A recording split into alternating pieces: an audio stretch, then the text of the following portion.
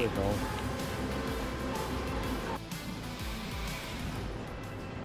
So deburring on this guy is pretty straightforward. We're just using the K20 blade. It's the right-hand, left-hand blade, so it deburrs both directions. I prefer these blades because they're not dead sharp like a B10, or yeah, it's B20s. So they're not dead sharp like a B10 blade is. Deburring knife seems pretty straightforward, right? You just whip it around in the circle and you deburr the part. I disagree. I think there's a couple things to watch out for with the deburring knife. You want to make sure that you don't push the tip in, and that you don't drag the heel. You want to be, the only part you want cutting is right in here in the middle. You don't want the tip to touch or the heel to touch.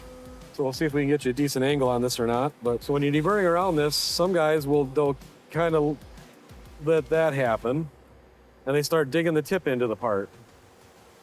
See if I can get a better angle there. They start digging the tip into the part, or they'll drag the heel. But what you want to do is not drag the tip or the heel.